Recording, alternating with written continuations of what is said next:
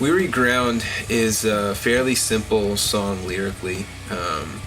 It was one of the last songs lyrically that I wrote, and it stemmed from a conversation I was having with my wife. We were talking about how creation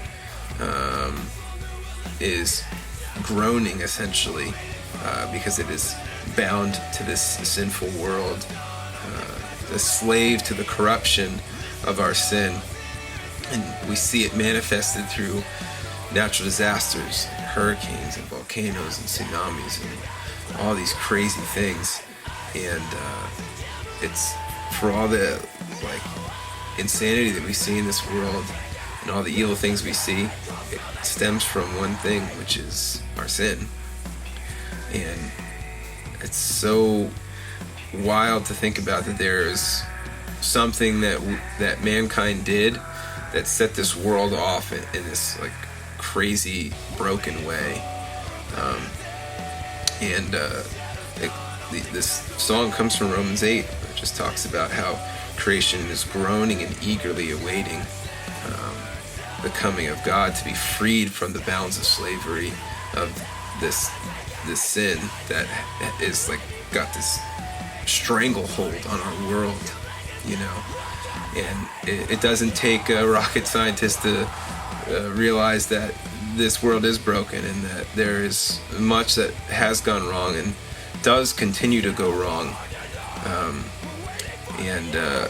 While we may see glimmers of beauty and creation in this world and little shades of things that are actually good, they pale in complexion to the reality of the darkness of this world. And so kind of the idea of this song was to personify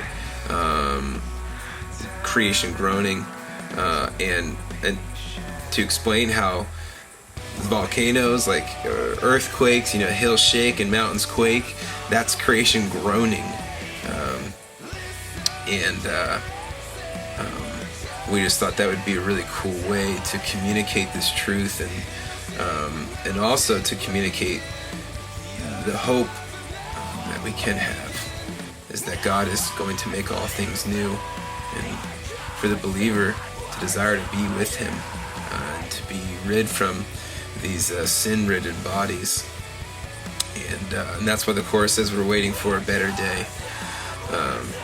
The shadow's gone, all things pass away. But there's the call at the end that says, listen close and hear it, the earth say, and all of the world say, we're cursed and we're dying. And that is the reality of this world and this life.